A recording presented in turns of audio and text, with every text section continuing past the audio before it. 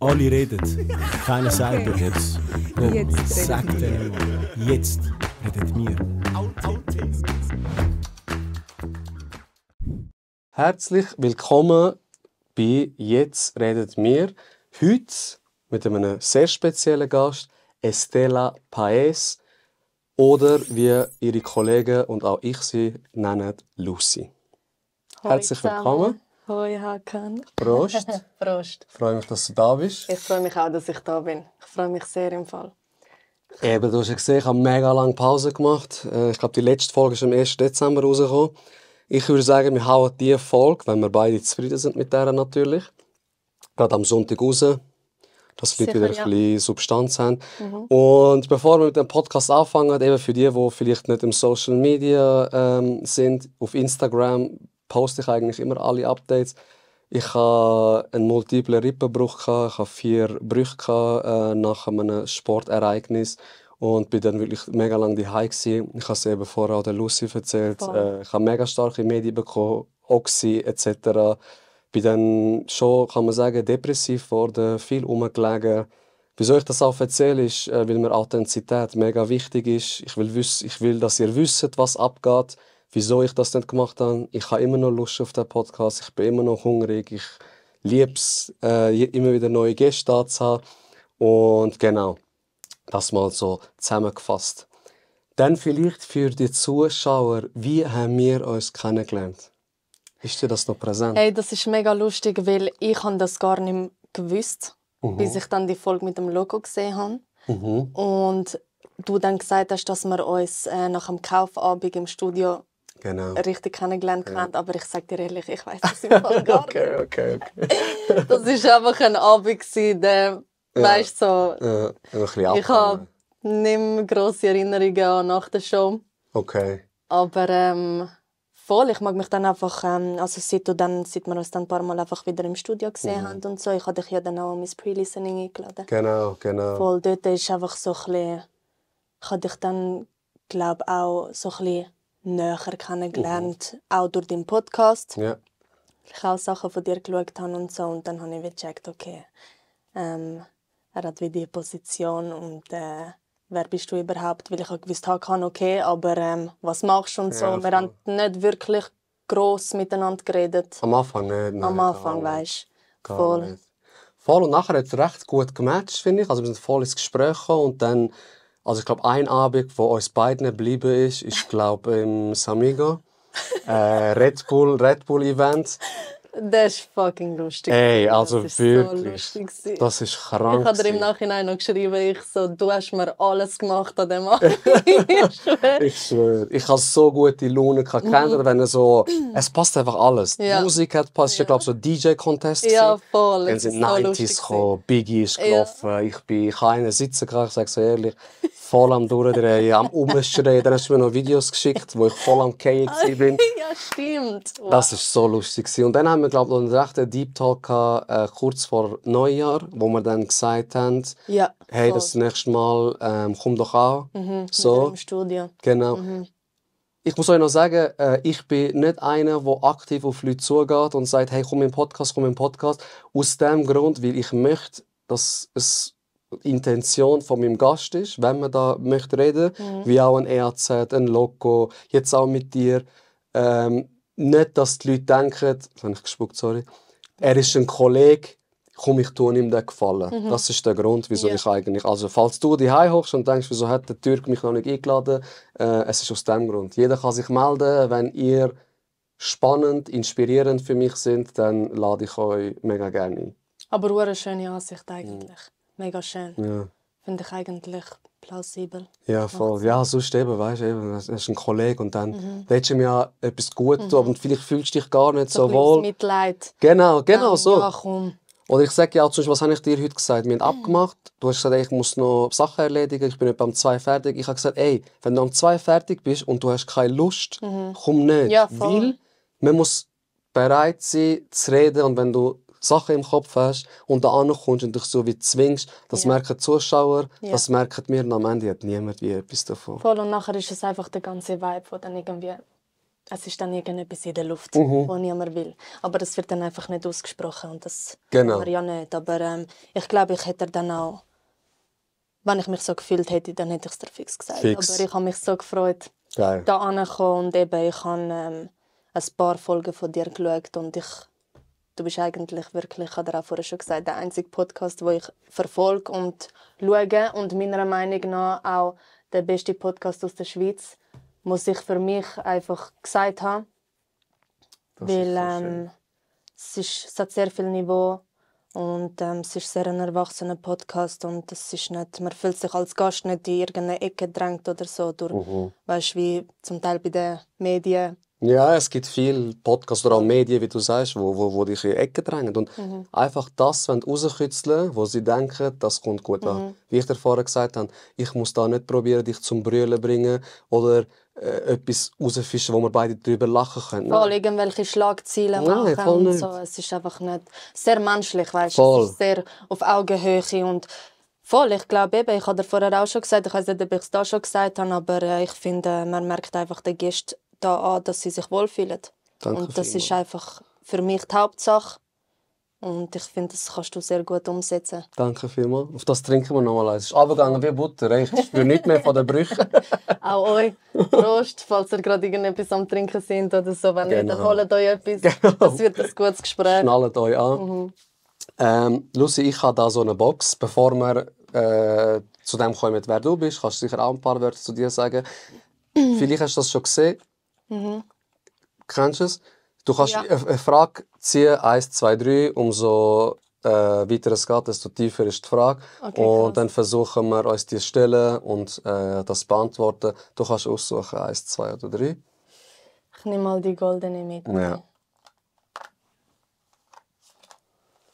Genau, das ist auf Englisch. Wir übersetzen für die Leute, die nicht so versiert sind. Mein Englisch ist auch nicht perfekt, muss ich sagen. Es kann Ja. sein, dass ich ein Wort nicht kann. Okay.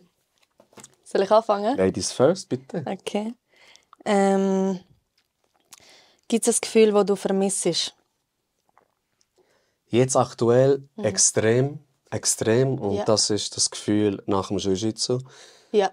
Wenn ich im Auto sitze, verprügelt worden bin, vielleicht auch andere verprügelt haben oder so ein bisschen einen Fortschritt gemacht haben Ja. im Sport. Und so, dass, wenn dein ganzer Körper sich so loose anfühlt, weißt du, bist so, wow, Voll. jeder Tropfen Energie ist draussen. Und dann so die Autofahrt. Und ich bin dann immer mega euphorisch. Ich mache dann so meiner Freundin Sprachnotizen, wo ich sie fast anschreie, weil ich so glücklich bin. Das vermisse ich Voll mega. gut. Okay. Das Ja, weil vermisse es ist auch die schlechte Energie, die draussen ist. Dann. Mhm. Genau. Das ist eben schon krass. Beim Sport kannst du alles rauslassen. Das ist es, ja. Das ist es. Also ich sage so Sport und so dich künstlerisch ja, in einer Arbeit Ausleben. genau, so ausleben. Sag das Malen, sag das Musik machen. Das sind so Sachen. Und ich muss auch sagen, Malen hat mir mega gut getan. Du hast ja vorher auch in meiner Wohnung gesehen. Ja, Ich habe voll. mega viel gemalt in letzter Zeit. Und zum Glück habe ich das, jetzt wo ich den Sport nicht habe. Ich glaube, sonst... Ja, stimmt, ja. Wäre ich Dass nicht du wenigstens rausgekommen. einen Ausgleich hast. Genau, so schwer. Was denkst du, was würdest du sonst machen, wenn du jetzt nicht malen würdest? Gute Frage. Ich muss auch sagen, ich bin ein mega soziales Tier. Ja. Also jetzt auch die Zeit, Kollegen sind ein- und ausgegangen bei mir. Ich mache das oft, dass ich Kollegen einlade bei mir und dann machen wir ein Essen zusammen. Ich glaube, ich habe mich abgelenkt mit meinem sozialen Umfeld. Okay. Und so als letzte Instanz, wenn ich auch keine Lust habe auf das, weil du hast ja auch nicht Lust immer auf andere Energien, dann hätte ich glaube einfach gamed. Ja. Was aber auch nicht, ja, es ist eher eine Ablenkung, als dass es einem gut tut. Das stimmt, aber das kann auch mal gut tun. Wenn man es so ein bisschen in Massen behalten, Ja, voll. dann ist es sicher auch mal... Ich tue auch gerne ab und zu mal gamen, ist geil. Mhm, ja, mega. Gamest du? Gern. Ja, schon, aber halt so nicht so COD oder so, weißt du. Auf dem Handy habe ich es Hast gehabt. du gamed? Aber nein, ich spiele gerne so Mario Kart und so Sachen. Ah, weisst. okay. Voll. Ich habe ein Nintendo daheim, ich habe eine Wii und so. Geil, geil. Voll. Das ist schon geil. Ja, ich hab's schon Super gern. Smash. Ja, das ist halt so mehr meine Welt. Okay. Sims und so. Okay, weisst. okay. Ja. Das habe ich noch nie gespielt. Nicht? Ist ein bisschen so Es ist... Leben aufbauen und dann... Ja, es ist halt mehr so, du tust halt so im Spiel so ein bisschen deine Traumwelt einrichten und dein Traumhaus und Okay. alles so ein bisschen, weißt du, deine Traumfamilie und so. Okay, Aber okay. Lieber habe ich eigentlich schon so eben Mario Games. Das ist so mein Top-Tier. Okay. Ich muss mal mitnehmen, vielleicht ins Studio, wenn wir mal da sind. Ich habe auch eine und dann alle zusammen dort gehen. Geil. Das ist sicher lustig. Ja, voll. Also ich kann da beende den Satz. Fremde würden mich als ... beschreiben. Ja, das nächste, ich check, wie die Satz steht. And only I know that I'm...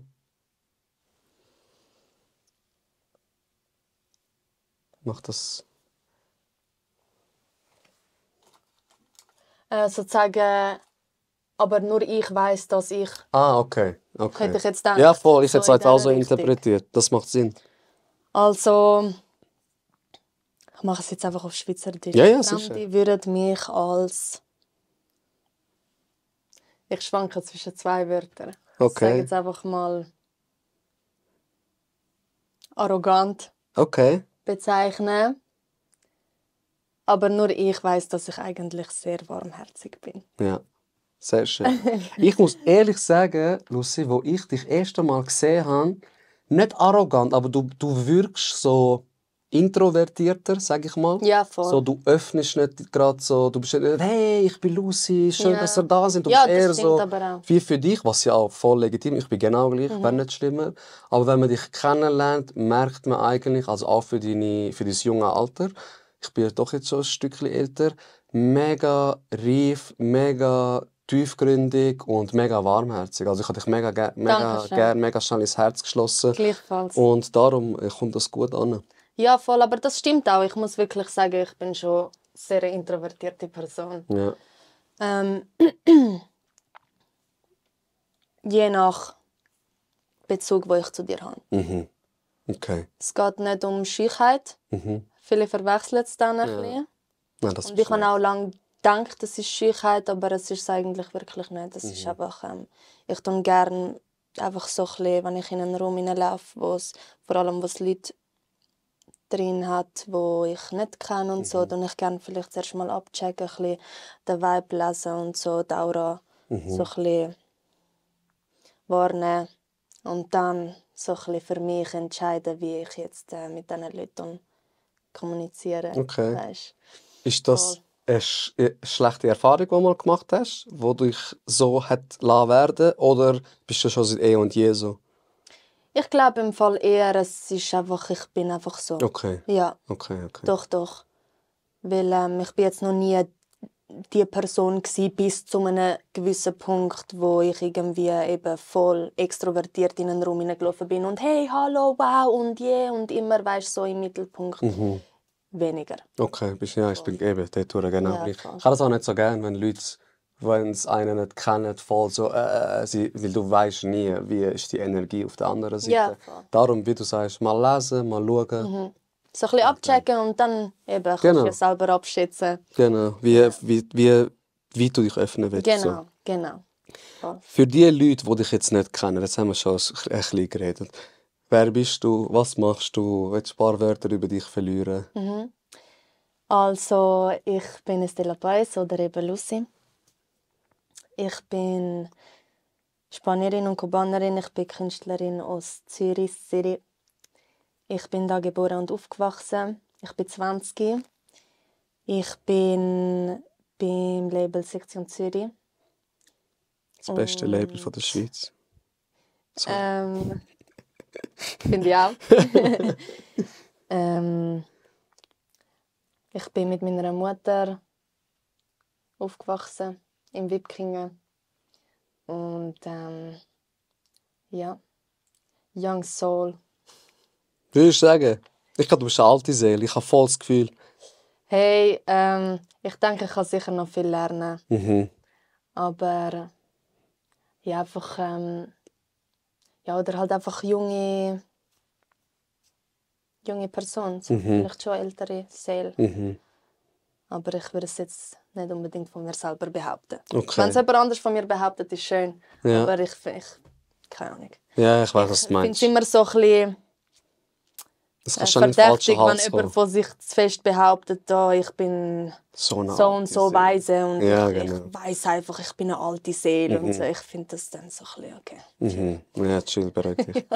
Ich habe eine mega spontane Frage. Und zwar, ich habe das Kettchen sehe ich mega oft bei dir. Ja. Oder das Zeichen sehe ich Ja. mega oft von dir.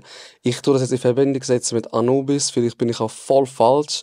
Was ist das? Das ist Die schon ersten kein... 2 Anfangsbuchstaben. Okay. Okay. Aber es ist kein Kreuz, so Es christliches ist kein Kreuz? Christenkreuz, nein. Okay. Es ist, so ich habe keine Religion. Ich bin konfessionslos. Also ich bin nicht getauft worden oder so. Ich bin sehr spirituell, Okay. wie auch meine Mutter. Und so ein bisschen die Richtung von meinem Glauben oder von meinem Lifestyle, meine Lebensweise habe ich von meiner Großmutter. Sie tut sich mega intensiv mit dem befassen. Das ist ägyptisch. Das ist das Ankh, Okay. heisst das Kreuz. Und es hat eigentlich mehrere Bedeutungen. Es ist eigentlich grösstenteils das Lebenskreuz. Es tut erstens mal eigentlich die Gebärmutter von einer Frau symbolisieren. Okay. Also das ist wie Gebärmutter, Eileiter und so. Was Leben gibt. Es ist auch der Zyklus von der Natur. Das Wasser kommt von unten rauf und geht in den Himmel rauf und kommt wieder zurück runter. Ah, schön. Und es ist auch ein Zeichen für, in Spanisch sagt man Vida Eterna. Das ist also Leben außerhalb Okay. von dieser Ebene. Okay, Weisst, okay. dass es wie auch noch etwas anderes gibt. Ja. Voll. Okay. Ja. Nochmal, ich bereite mich nicht vor, ich stelle einfach Fragen, wenn es mir in den Kopf kommt. Wenn mein Gast, meine Gästin eine Frage nicht beantworten will, dann ist das voll legitim. Du hast gesagt, du bist mit dem Mami gross geworden. Papi, du musst nichts dazu sagen. Mein Dad ist nicht da. Okay, Voll. Zitat Ende. Dann. Okay, gut, Ja. also. Ja, voll. Nein, das ist wie einfach so ein Thema, wo ich würde es vielleicht ein bisschen mehr anschneiden in den Songs oder so. Ja, verstehe ich. Aber es ist auch nicht wirklich etwas, ich tue das nicht einmal mit Kollegen oder so gross ansprechen. Es ist nicht etwas mega übertraumatisches für mich, wo ich mir denke, das hat jetzt mein ganzes Leben gefickt. Okay. Aber es ist halt einfach etwas, wo es gibt Spannenderes. Und es Okay. ist wie etwas, wo ich jetzt nicht muss an die grosse Glocke hängen muss. Ja, voll. Ich bin einfach mit meiner Mami aufgewachsen. Ich kenne meinen Vater, aber er ist nicht da. Okay, voll. Nein, Ja. eben darum. Voll. Ich habe einen Post gemacht. Da nochmal der Appell, falls ihr ein bisschen mitwirken wollt. Auf Instagram stelle ich immer so eine Box rein, wo man Fragen rein tun kann. Und es sind auch Fragen für dich gekommen. Und ich würde gerne mit denen starten, wenn dir das recht Sehr ist. gerne, ja. Und die erste Frage ist: Cis, kennst du Cis? Hat geschrieben, das ist keine Frage, ich will nur sagen, einfach grande. Das hat sie Geiles gesagt. Sieg. Sie sagt, Ich habe sie eben auch gesehen beim Red Bull-Abend dort. Ja. Aber ich habe wie nicht gross mit ihr geredet, weil man kennt, es sind so viele Leute um. ja, und voll. man sieht sich vielleicht mal kurz einen Blick, aber es war so viel los gewesen. Aber ich kann auch müssen sagen, ich finde sie einfach geil. Ich finde sie lustig. Super. Und sie Voll. hat so ein schönes Herz im Fall. Ja. Ich sehe Ja, sie auch das die glaub Woche ich dir. nochmal. Aber wirklich, nein, sie ist super. Ich finde sie auch geil und ich finde, sie ist sehr sympathisch. Ja. Falls du das siehst, danke vielmals. Gleichfalls, ich kann es eigentlich nur zurückgeben. Geil. Und authentisch, weißt du? Mega. Das gefällt mir so an den Menschen, wenn ich sehe, dass sie sich nicht, vor allem, weißt du, heutzutage in diesem Social Media Zeugs, dass sie sich nicht für irgendetwas oder für Klicks oder Views verstellen. Ja, voll. Ich habe einfach das Gefühl, ich sehe ihr an, dass sie so ist, wie sie ist und das juckt sie überhaupt nicht, was Genau. irgendjemand von ihr denkt und ich finde das sehr inspirierend. Mega. Und sie ist wirklich, ich kann sagen, also ich habe schon Leute da gehabt, vor der Kamera, hinter der Kamera. Ich habe dir vorher auch eine Geschichte Ja, erzählt. ja, voll. Ein anderer Mensch, ganz ehrlich. Cis ist einer der Leute, wo so wirklich Authentizität ist, also over 100. Das gebe ich ihr voll. Es ist genau ja, sie so gibt mir hinter das der auch voll, Kamera. den Vibe. Ich find's geil. Ich finde, Also. es braucht mehr so Menschen auf der Welt. Cis kommen im Podcast. Ja. Ich habe die Frage, ich kenne vielleicht die Person nicht, aber auf ein Feature mit dem Coco Vielleicht, wenn du siehst, wer die Frage gestellt hat. Oh, Weißt du nicht? das...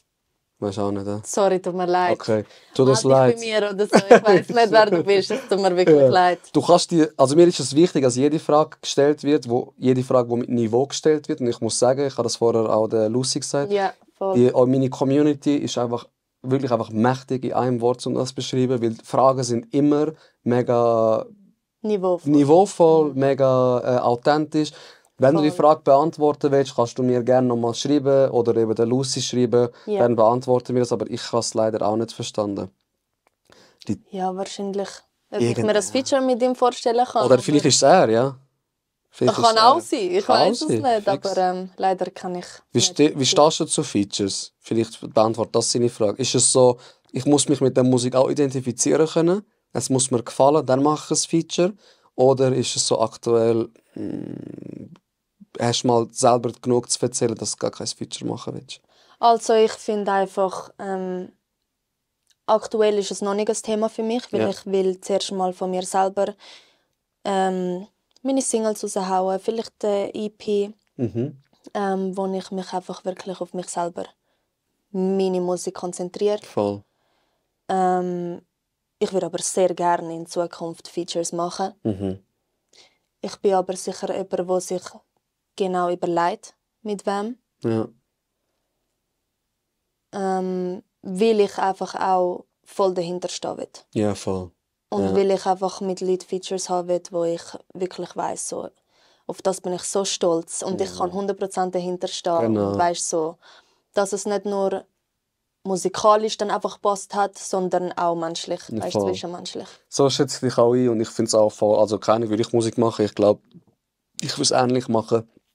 Du siehst ja auch Musiker, die sag mal, recht kaputt gegangen sind an dem. Die ganzen Feature mit also ich finde so ein Paradebeispiel, ich nenne es beim Namen, Capital Bra, ist so, mit jedem hat das Feature mal irgendwann hast du ihn gar nicht mehr ernst nehmen. Jede Woche sind 7 Lieder rausgekommen, du bist gar nicht mehr nachgekommen und du hast auch gemerkt, von der Qualität hat es irgendwann nachgelassen. Und dann finde ich zum Beispiel einen Apache, wo glaube bis jetzt 3 Features hat, Sido, Bausa und Udo Lindenberg, wenn es mir recht ist, aber wo dann voll dahinter stehen kann und sagen kann, das habe ich wie machen. Oder? Und ich stehe dazu. Und es war ein Traum und ich habe mir den wie erfüllt. Ich finde das auch wichtig. Ja. Ich verstehe sehr gut das Denken und ich verstehe auch sehr gut, dass es vielleicht gewisse Leute gibt, die finden, ja, nein, ich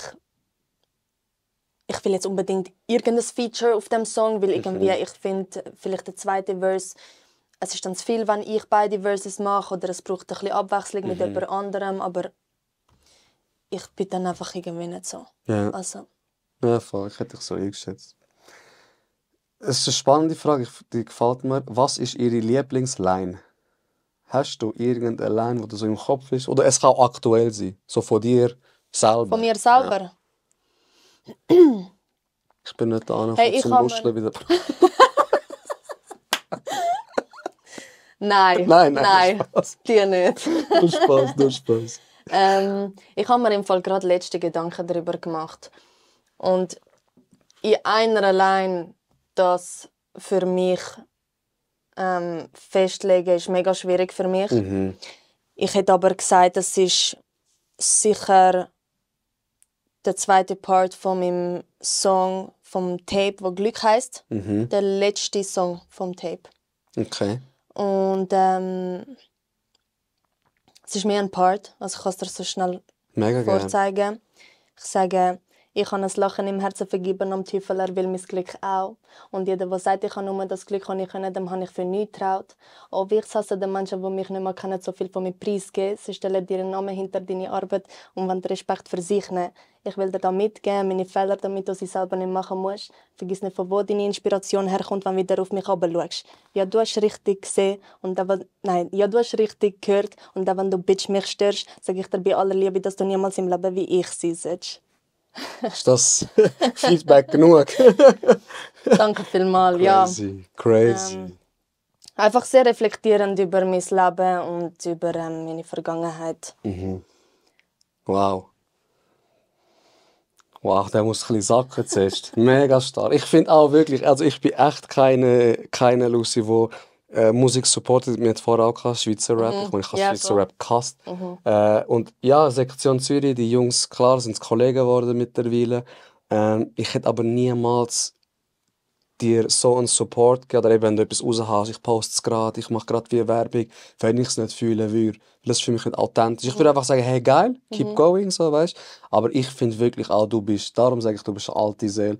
Für deine 20 Jahre, was du für ein lyrisches Verständnis hast, ist einfach für mich mega krass. Danke vielmals. Also wirklich krank. Danke Und vielmals. es passt wie die Faust aufs Auge zur Sektion Zürich, finde ich. Weil ich finde eben die anderen, vor allem für mich, jeder weiß, es ist kein Geheimnis, Loco ist mein Favorite Rapper aus der Schweiz. Ich habe, wo ich dich das erste Mal gehört habe, gesagt, der Loco hat mich gefragt, weiss. wie findest du sie? Und ich habe gesagt, Estella ist wie eine weibliche Version Ja, von dir. voll. Hey, ich habe das im Fall sehr oft gehört. So? Ja, sehr oft. Ja. Ich sehe irgendwo durch, was die Leute meinen könnten. Vielleicht mit dem Flow und so. Aber der Log und ich haben das schon so angeschaut, so, Was schnurrt dir? keine Ahnung. Okay, mag sein, weißt du. Aber Also, weißt nicht, dass man es falsch versteht. Es ist nicht so das Copy-Pasting. Oder es ist jetzt nicht so Nein, eins, Lucy will jetzt wie ein Loco sein. Es ist einfach so, die Tiefgründigkeit. Es ist so wie, du hörst es, du bist im Flow, denkst, pff, geil, im Auto voll auftreten. Und dann hörst du es nochmal, oder jetzt, wo du es wie sagst. Und was du eigentlich damit meinst, abgesehen vom Flow, und ich finde, das hat ja zum Beispiel der Loco auch. Vielleicht ist es nicht mal die gleiche Art, wie er rappt, aber vielleicht ist es das Gefühl, das ihr mir gebt, ist wie sehr, sehr ähnlich. So. das ist mega schön. Ich schätze das sehr. Weil ich glaube, das ist für mich das grösste Kompliment, wenn mir jemand sagt, der meine Musik hört, dass es die Person wirklich einfach bewegt. Es ist nicht einfach geil, so boah, Genau. geil, Ja, geiler ja. Flow oder so. Ja. Sondern wenn mir jemand sagt, so, ey, zum Beispiel die und die Line oder das, was du dort gesagt hast, hat mich so bewegt, das ist für mich so, okay, dann habe ich wie so ein kleines Häkchen Ja. abgehakt. Yeah, So, okay. did it. Ja. Mama, we Ja. did it. Geil. Vielleicht noch nicht gerade so, aber ja, in die Richtung. Auch eine schöne Frage. Wird man schnell sexualisiert als Frau im Rap-Business?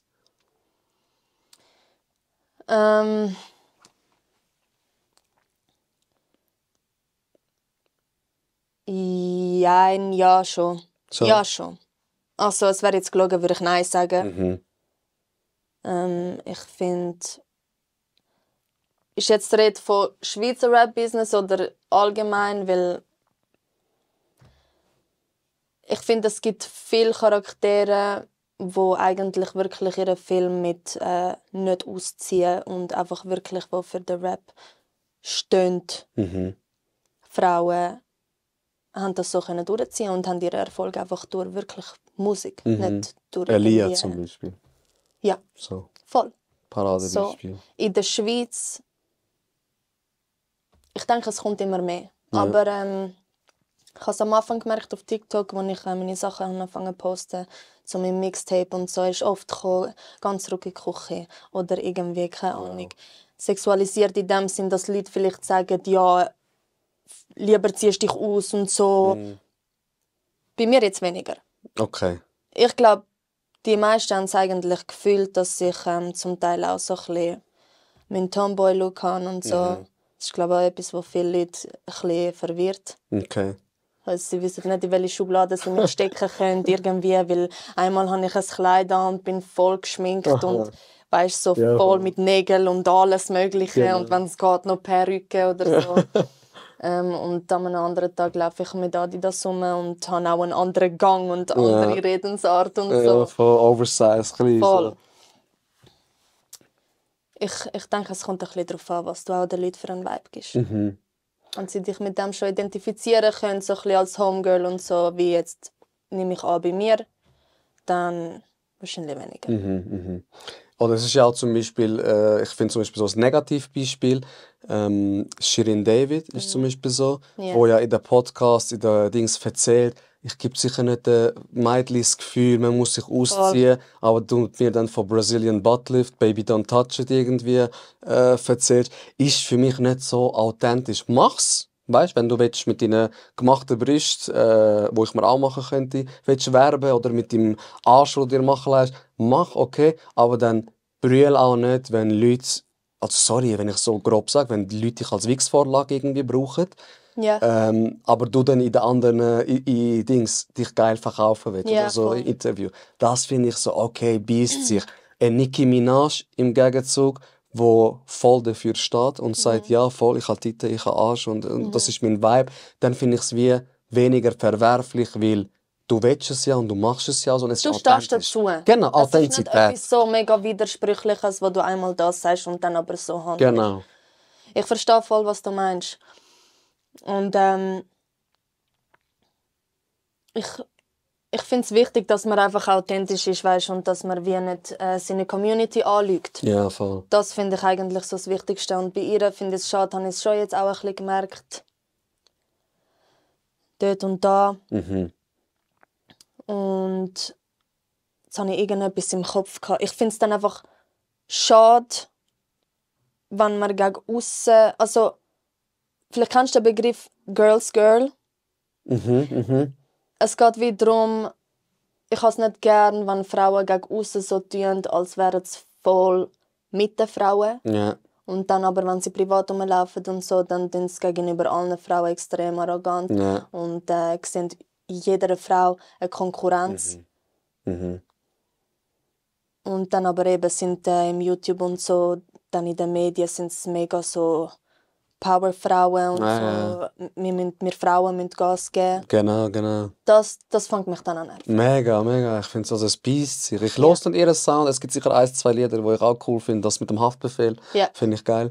Aber es ist schon ein bisschen so. Also die Musik, die ich höre, ist mega authentisch. So, ich gebe schon Wert drauf. Und wenn das dann nicht mehr so ist, dann höre ich automatisch auch die Musik nicht mehr. Ich bin jetzt nicht daheim und dann höre ich vom R. Kelly I Believe I Can Fly. Kann ich nicht mehr.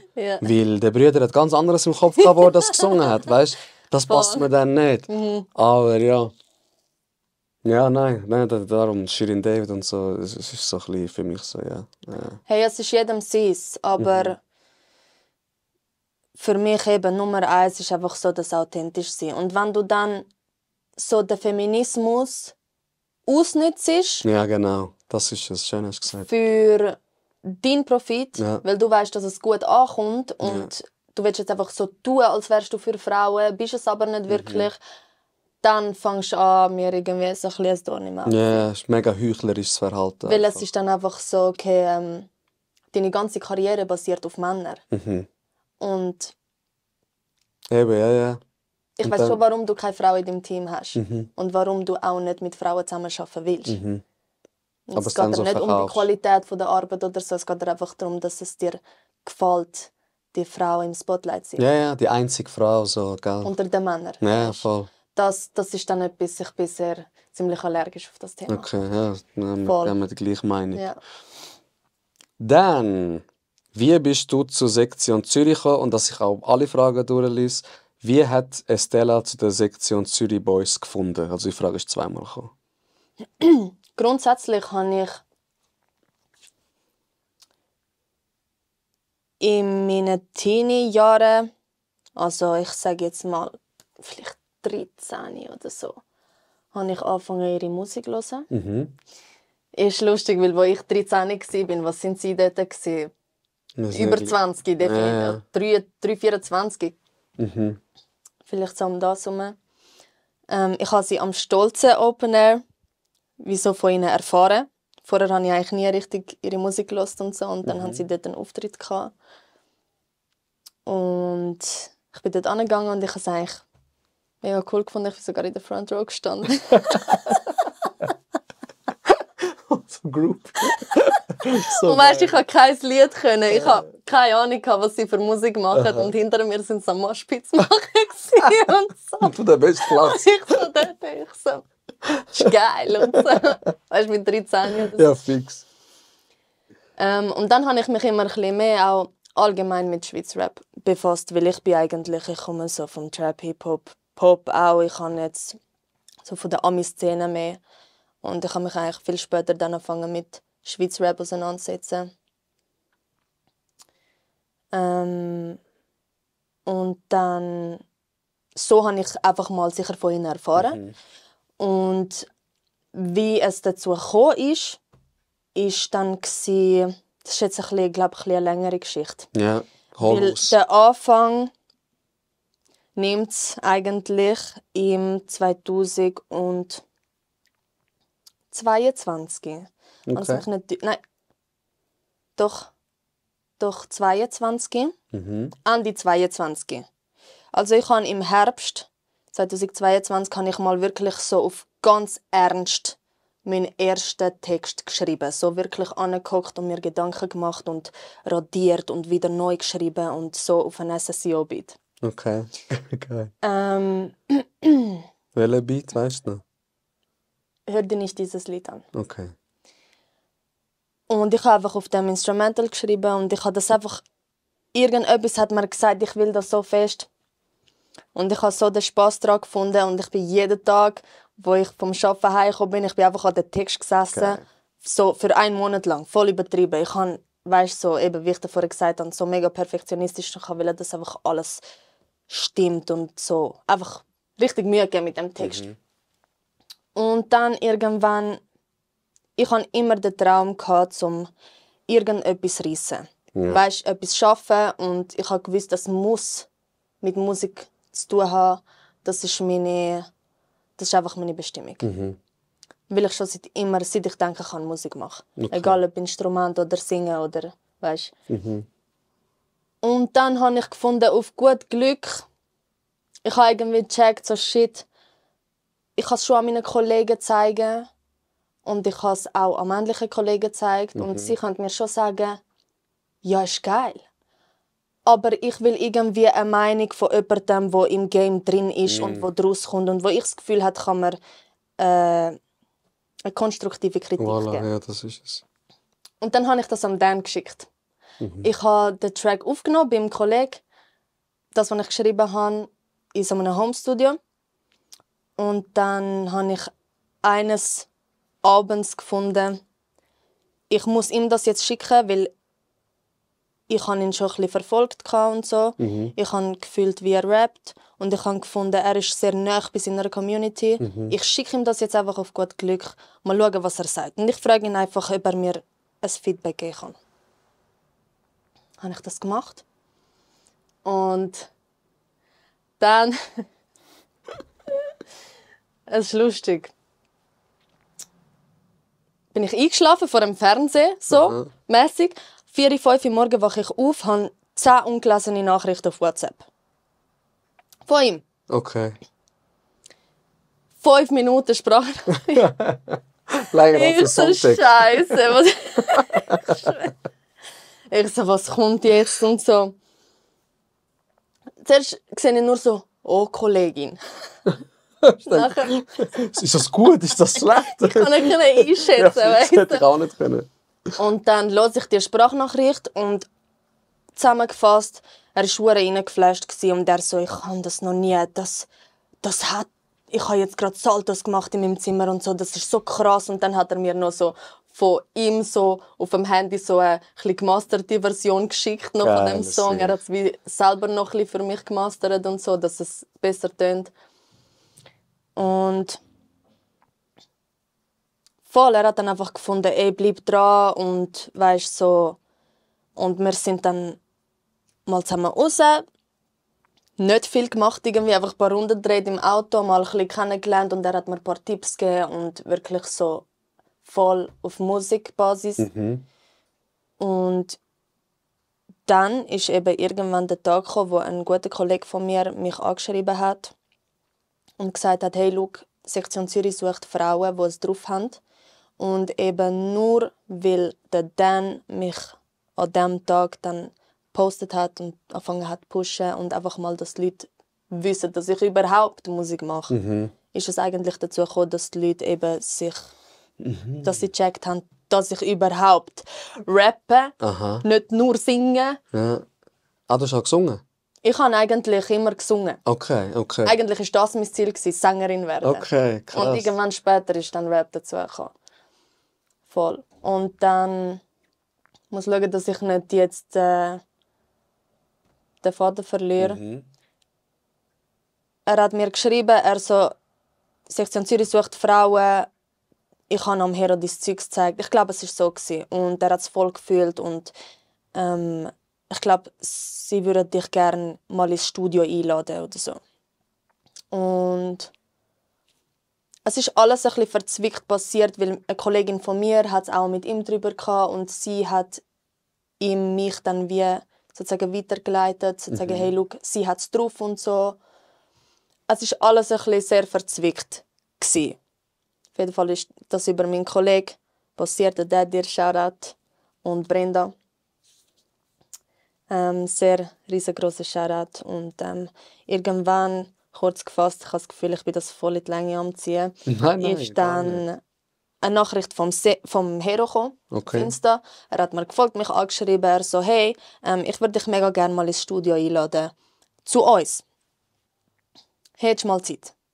Und ich, weisst, durchdrehen. Ja, glaube ich dir.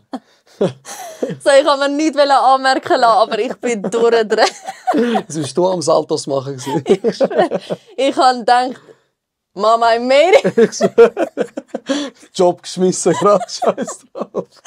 Ich so, das ist der Tag von meinem ganzen Leben, weißt du. Und dann, ich weiss so, mein Herz ist Glaube ich nicht. so geladen gewesen. Und mein ganzer Körper, ich bin einfach so eine Batterie gewesen, voll geladen. Und dann haben wir das Datum abgemacht und dann bin ich mit dem Daddy dort hingegangen. Und wir haben uns dann kennengelernt, ich sage jetzt mal so, weil eigentlich hat man da drinnen geredet, was eigentlich das Ziel überhaupt ist und sie wollen einfach mal schauen, ob vielleicht Frauen im Games drauf haben, weil es gibt einfach viel zu wenig Frauen und allgemein junge Leute, die etwas drauf haben. Und sie würden einfach gerne mal sehen, was ich so kann, was ich kann. Ich habe gezeigt, was ich bis jetzt, und das war ja gar nichts, was ich eigentlich aufgenommen habe. Ein paar, 2, 3 Sachen, mehr nicht. Okay. Weil richtig aufgenommen habe ich eigentlich auch nie. Ja. So professionell wie jetzt mit ihnen. Und ich weiss noch, ich bin dort gehockt und ich habe Ziege nach Ziege geraucht und wirklich so, wie ein Staubsauger, und ich war so schüch gewesen.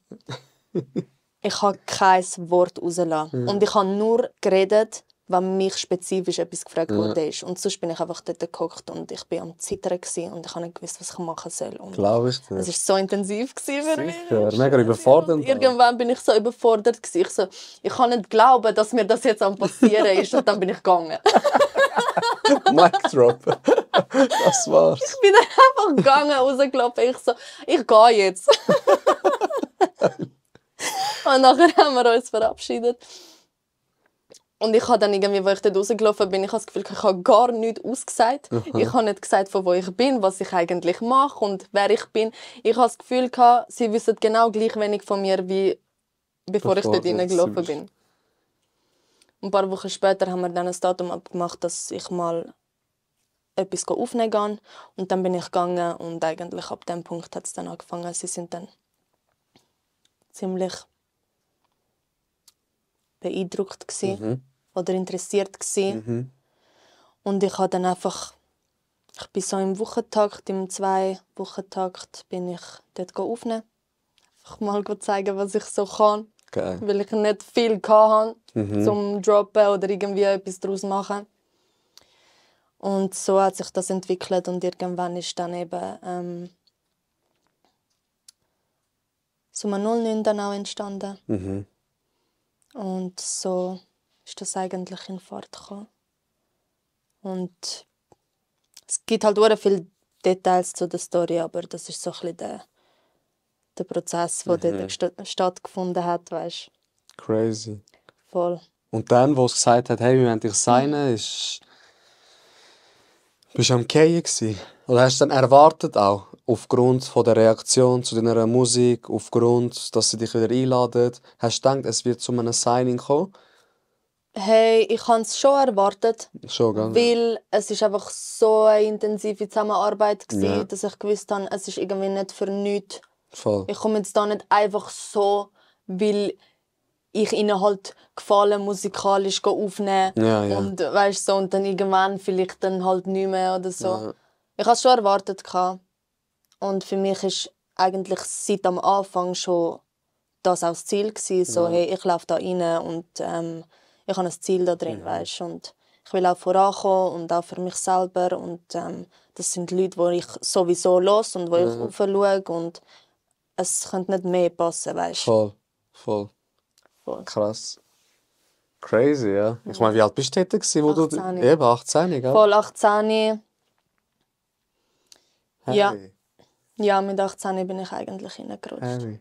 Wo ist der Umschwung passiert, so von ich will Musik machen, ich will singen und dann doch Rap? Also erstens mal die Frage und zweitens so, was hat Rap für dich für eine Bedeutung? Weißt? Ist es so, hätte es müssen Rap sein und nicht singen? So. Hey, ich glaube, es ist mehr aus dem herausgekommen, als jetzt die zweite Frage, warum überhaupt eigentlich jetzt auch Rap? Weil es ist authentisch von dem, wo ich einfach gehört habe. Irgendwann hat es dann wie gewechselt, auf dass ich ganz früher habe ich mehr Pop gehört, weißt, so als Mädchen ist mehr so Selena Gomez und keine Ahnung, weißt. Und irgendwann bist du jugendlich und dann fängst du an, weißt, Hip-Hop zu hören und dich immer mehr mit dem beschäftigen und das hat mich so, ich habe so den Gefallen daran gefunden an dieser Musik. Ich habe gewusst, das ist jetzt nicht nur eine Phase, wo ich gerne Hip-Hop habe, sondern ich habe das wirklich gefunden für mich. Okay. Weißt. Und ich habe gewusst, ich singe gerne und das ist jetzt etwas, ich weiß nicht, vielleicht jetzt ein bisschen umstritten, aber ich sage es jetzt hier in dem Podcast, weil es ist, du hast mal gesagt, der Podcast lebt von dieser Ehrlichkeit Ja, und ich mega. muss das jetzt einfach einhalten. Ich habe angefangen zu rappen auf Schweizerdeutsch oder ich wollte es versuchen, weil ich mir einfach die Szene von der Schweiz gegeben habe.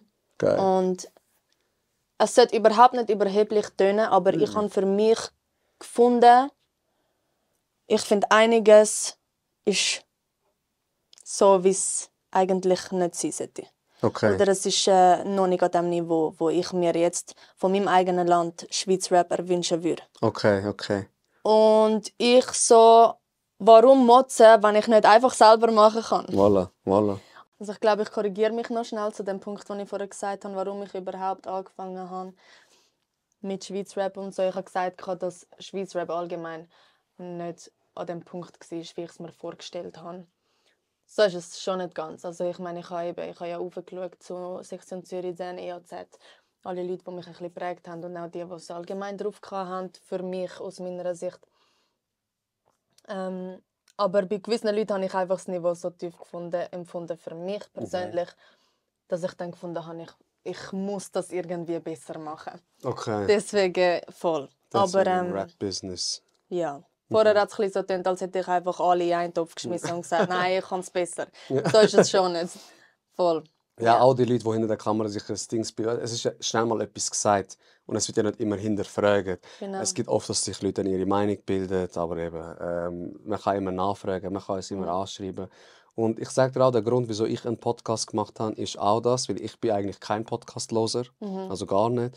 Und ich habe das Game in der Schweiz, es ist stark, ja, aber ich kann mich wie nicht damit identifizieren. Voll. Also ein paar Podcasts sind so für mich zu statisch, zu «Was hast du denn erreicht? Erzähl mal.» Und ein paar Podcasts sind so, ja, keine Ahnung, wenig Substanz. So. Und dann habe ich gedacht, Keine Aussage. genau, so Viel keine geredet, Aussage. nichts gesagt. Genau, Ja.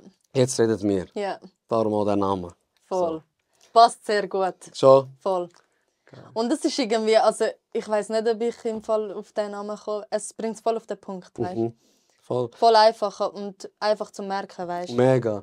Und es hat ja auch mega viele Gesichter, weil so, eben, du bist nicht immer gleich gut drauf. Amix siehst du etwas von dieser Sicht, wo du denkst, so, hey, können wir etwas bei ihr rausziehen? Amix denkst du, was will die denn? Ja. Und eben, das widerspiegelt für mich wie das Leben, weil du hast nicht nur eine Verschiedene Version. Perspektiven und das ist normal, dass man sich ab und zu auch widerspricht. Und Genau, voll. Und dann gibt es die Leute, ja, aber letztes Mal hast du doch das gesagt. Ja, Bro, ich bin vielleicht auch gereifert. Vielleicht sehe ich etwas auch jetzt anders als davor. Du bleibst ja nicht das ganze Leben lang mit den gleichen Gedanken und gleichen Mindset und es kann sich in jeder Sekunde verändern, wie du denkst. Und Mega. doch, das ist schon richtig. Mega. Das haben wir schon gehabt. Wie ist es als Frau in einer männerdominierten Szene zu sein? Halbwegs haben wir es gehabt, wir haben eher mit sexualisiert gehabt. Willst du etwas dazu sagen oder denkst du, hast das beantwortet? Wie ist es als Frau in einer männerdominierten Szene zu sein?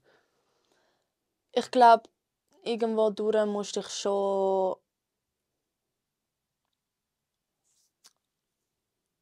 Es ist mal so, mal so. Ab und zu habe ich das Gefühl, du musst dich mehr beweisen, weil du eine Okay. Frau bist.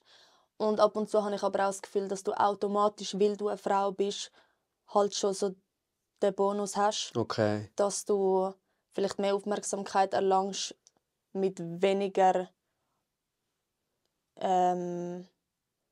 Investition oder keine Ahnung, weißt, dass du wie es gibt auch weniger Frauen in dem Land, die Hip-Hop machen, weißt. Voilà, das Deswegen ist ist wie so es ist sehr überschaubar, weißt. Ja, ja. Aber ich habe allgemein das Gefühl, jetzt in der Schweiz ist es halt wirklich noch nicht an dem Punkt, wo ich mir das erwünsche. Und ich merke, es wird viel belächelt. Und wenn ich mit Leuten rede, die jetzt vielleicht nicht so in dem Hip-Hop-Business sind oder allgemein vielleicht nicht so Hip-Hop hören, und ich sage dann, ja, ich mache Musik. Und sie sind so, ah ja, was für Musik? Dann, ja, ich rappe. Ah, und das ist dann gerade so Okay. belächelnd, weißt? Okay, ja, du hörst es vom A schon raus. Ja, wie- es ist dann, der Ton ändert sich gerade. ja. Hätte ich gesagt, ich würde singen und ich mache Pop und Ja, würden alle dann wäre so, applaudieren. spannend und so, aber oftmals habe ich gemerkt, einfach nur weil das Wort Hip-Hop und Rap gefallen ist gerade so gewesen, so Ja, gerade kategorisiert schon voll so. abgestempelt, ja, Voll. gut. Ja, okay. Okay. Also es hat wie amigs einen Vorteil, amigs einen Nachteil. Also würdest du Voll. wie sagen, unter dem Strich ist es eigentlich wie vielleicht für die Männer, weil ab und zu habe ich mehr Vorteil, ab und zu Nachteil, aber es gleicht sich so wie ein bisschen aus. Es gleicht sich aus. Okay. Also es ist sicher nicht gleich, Mhm. aber ich hätte gesagt, wir Frauen haben vielleicht in gewissen Sachen Vorteile, die halt Männer nicht haben Ja. und umgekehrt. Ja, das ist auch schön, dass du es ansprichst, weil ich finde meistens, wenn ich mit Frauen rede, nicht immer, ist es eher so, man nimmt gerne die Opferrolle dann ein, Ja, schon. ja, wir wären sexualisiert, aber keiner sagt ab und zu auch, nur weil eine Frau dort steht Ja. und ein Produkt präsentiert, Ja. wird es gekauft Ja, und von diesen Vorteilen spricht man das ist so. weniger, weißt du? So. Viel weniger. Ja, Und ich meine, es ist kein Geheimnis, dass Sex sells. auch voll. Und es ist auch kein Geheimnis, dass eben gewisse so ein Open-Air-Frauenfeld oder weißt so, wie nennt man die einfach, Veranstalter. Du bekommst mehr Geld, also du bekommst, wenn du die Quote erfüllst, sozusagen, dass es mehr ausgeglichen ist mit Frau und Mann, dann bekommst du auch mehr Geld. Weißt? Okay. Und das ist dann halt so, das darf man schon nicht ignorieren. Ja, Also, ja, muss man auch schätzen. So. Auch mit den negativen Seiten, die es hat, klar, Ja. das darfst du ja auch wie nicht dann ja, löschen aus dem Kopf. Voll. So. Gehört wie beides dazu. Ich habe eine Frage an euch. Gibt es denn überhaupt noch andere Schweizer Rapperinnen? Schon geil, nicht? Man kennt nur dich. Schon geil. weißt du, das Problem ist, das hat mir auch schon letztens irgendjemand geschrieben, also, und ich glaube, die Person hat es wirklich ernst gemeint, das war, glaube ich, eine Frau gewesen. Also wie andere Schweizer Rapperinnen. Ich kenne nur dich, oder wer gibt's noch, hilf mir. Weißt du, so auf den. Und ich habe das mit meiner besten Kollegin gelesen und sie so, weißt, eigentlich müsste ich schreiben, wenn ich für dich die Einzige bin, dann ist das gut. Ja, schon. Schau gar nicht mehr um. Alles gut. Dann ist alles gut. Aber nein, ich finde es eigentlich schade. Ja. Weil eben, das zeigt wieder, dass es bei den Frauen extrem hinten drin ist. Im Hip-Hop vor allem.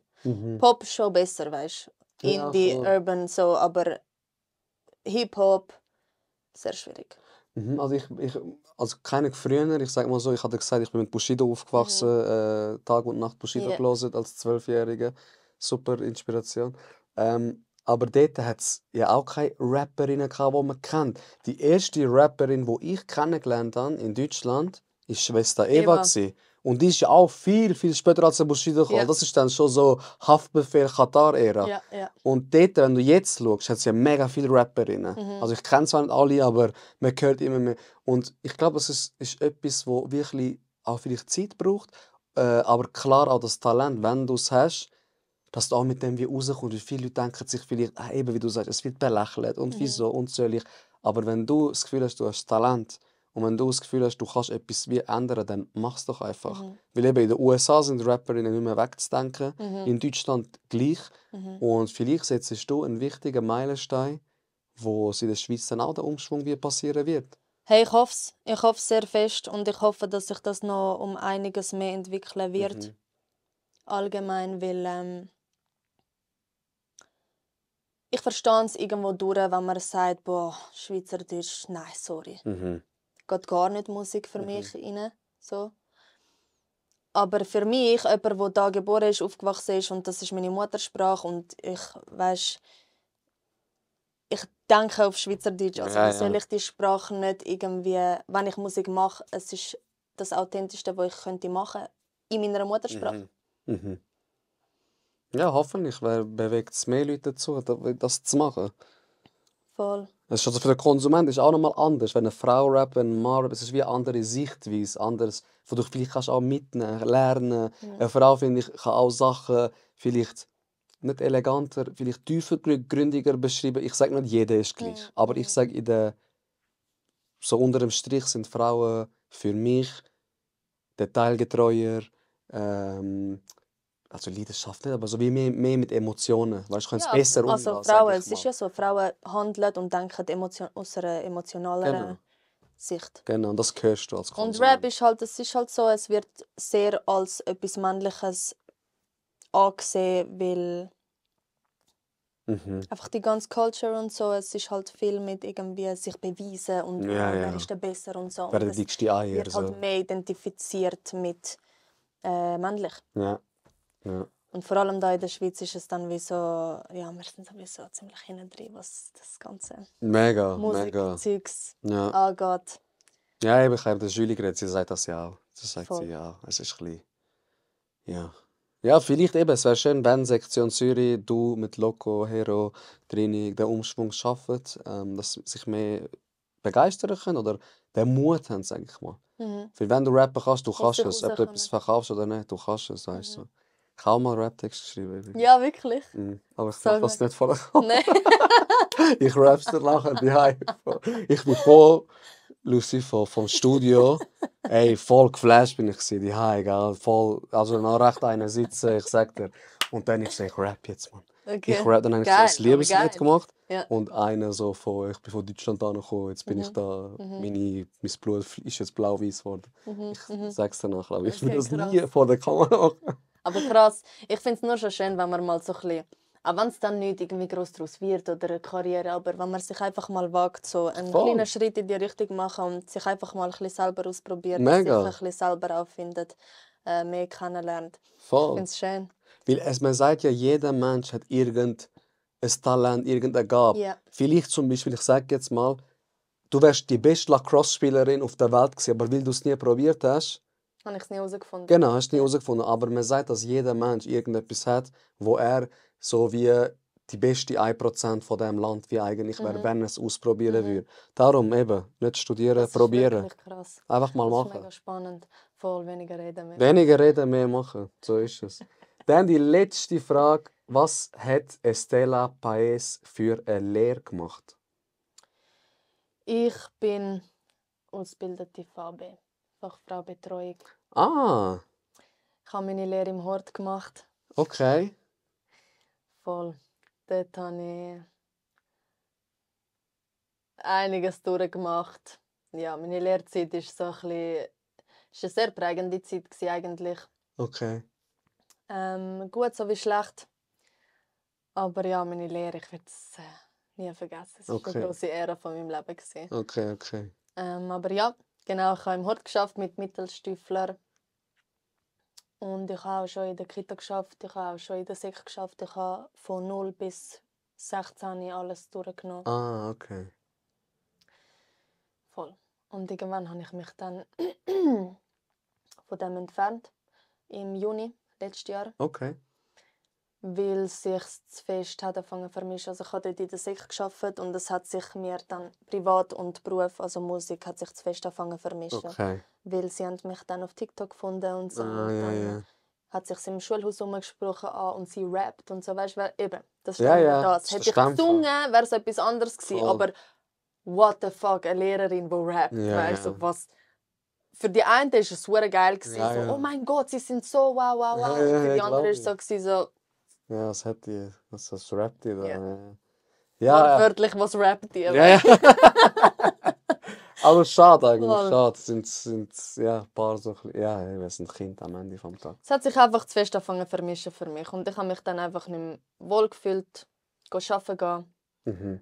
Allgemein, so ein bisschen das Schulsystem ist eigentlich ist nochmal ein anderes Thema. aber Ja, das ist ja, etwas, da was kann ich da auch 10 nicht- Stunden einen Podcast machen darüber. nicht unterstützen. Mhm. Ich auch nicht.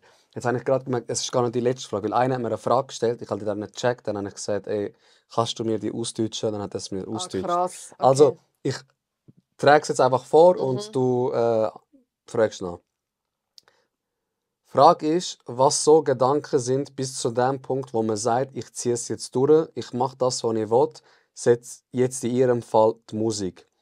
Dass man sagt, ich kündige meinen Job, ich gehe das Risiko ein für etwas, wo vermeintlich brotlos ist, in Klammern.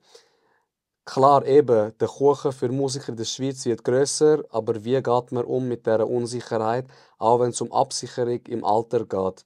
Da die wenigsten in der Schweiz 20 Jahre bisher erfolgreich auf Zahlen und Geld bezogen Musik machen können und es auch leider noch nicht life-changing money ist. Checkst du, was ich meine? Ist eher so eine offene Frage, kein Ja oder Nein, die mit einem Wort beantwortet werden kann. Hey, es ist viel mit Hoffnung und Passion verbunden. Ich glaube, das sind so die zwei Wörter, die am meisten so die grösste Rolle spielen. Weil es ist das eine, dass du irgendwo in dir drin, zumindest kann ich jetzt für mich reden, du hast so ein Feuer in dir drin, das nie auslöscht für das, was du einfach gerne machst. Und du wünschst dir so fest, dass du mit dem dann irgendwann auch könntest davon leben, weil ich meine, was gibt es Besseres als Hobby zum Beruf machen? Ja. Und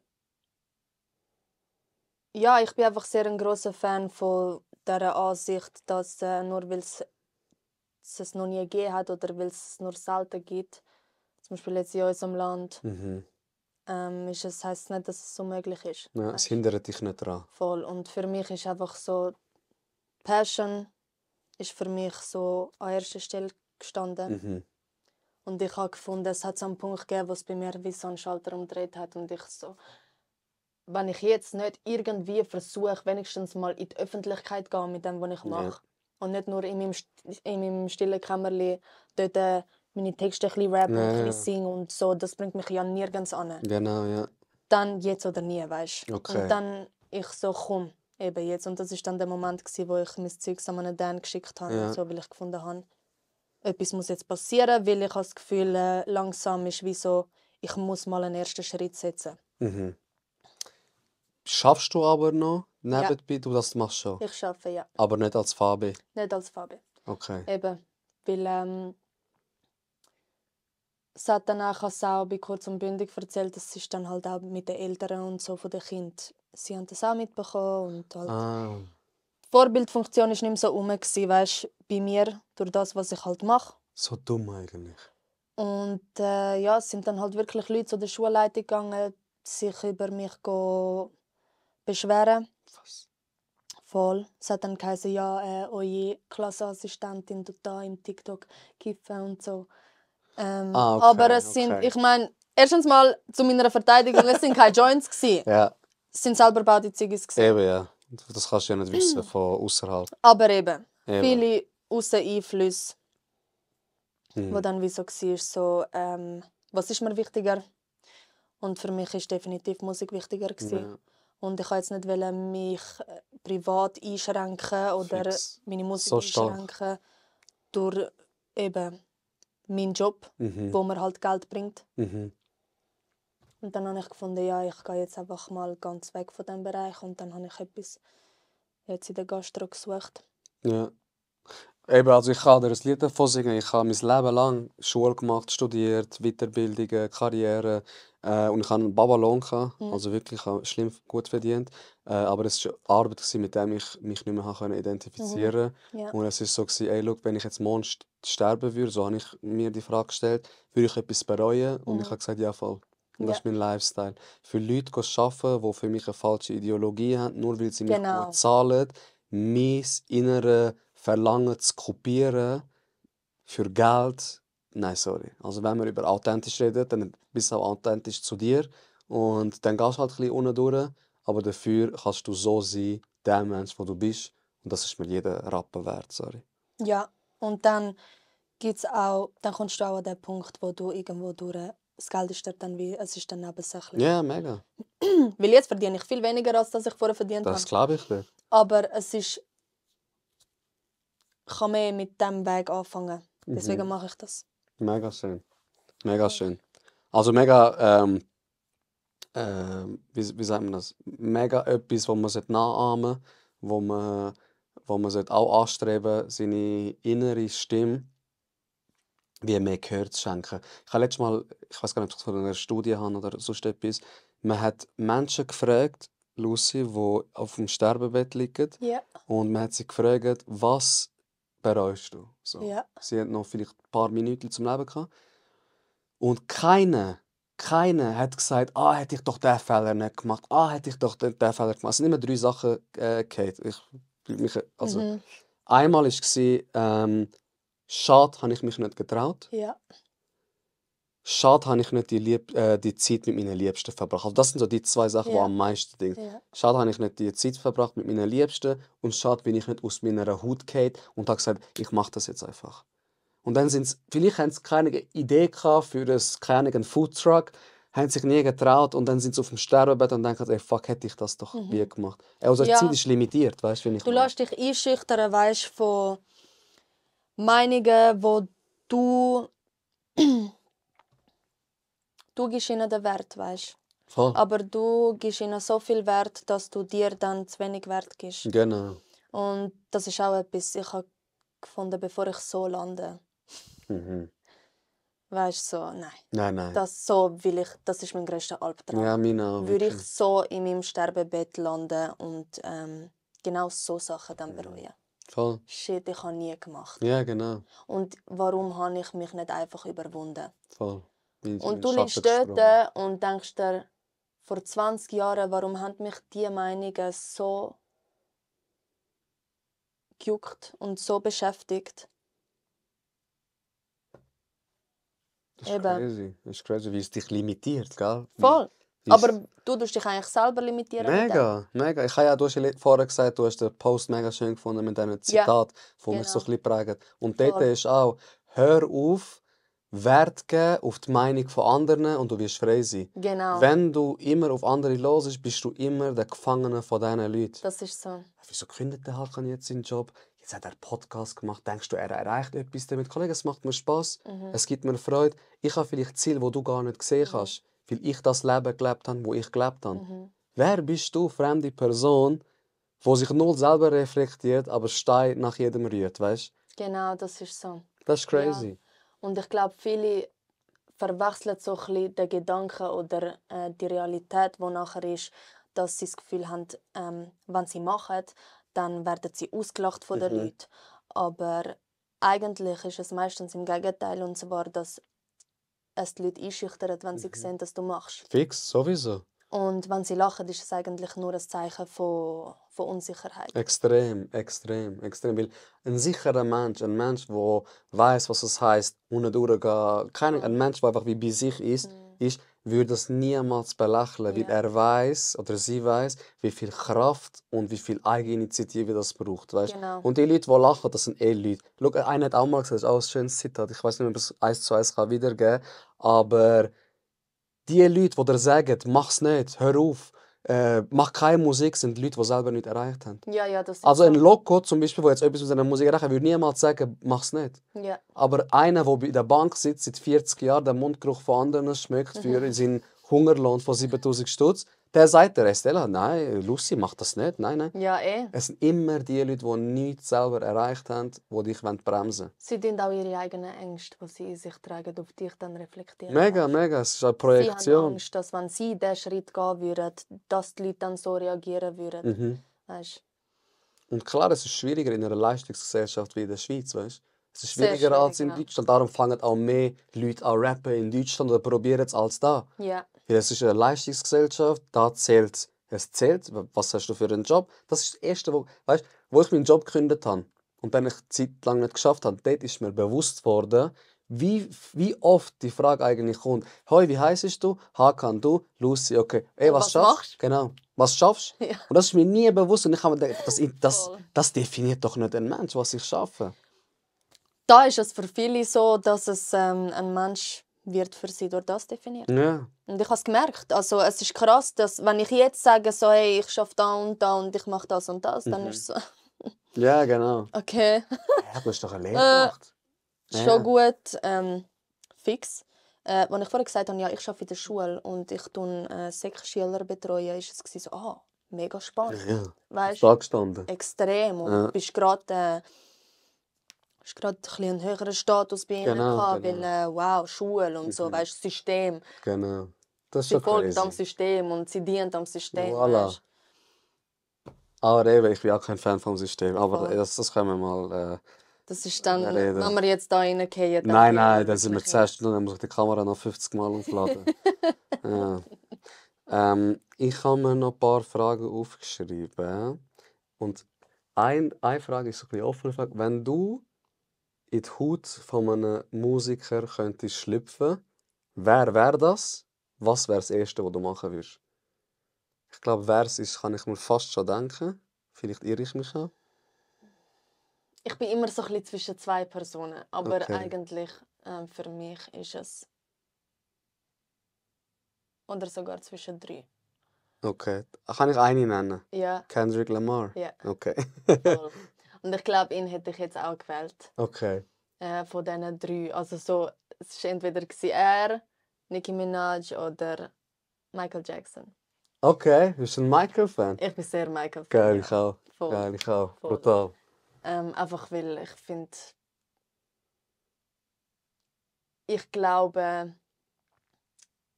es wird nie wieder für mich so ein Artist wie ihn geben. Ja, sage ich Er auch. ist für mich so maximal über allen. Mhm. Das ist so ein schwieriges Level zu erreichen. Ja, extrem. Bin ich voll bei dir. Ja. Bin ich voll bei dir. Aber ich glaube, lyrisch und so, weil es mich einfach so interessiert, wie der Mensch denkt und wie er schreibt. Kendrick, Mhm. weil einfach seine Lyrik ist, Nicht von dieser Welt. es ist einfach... Nee.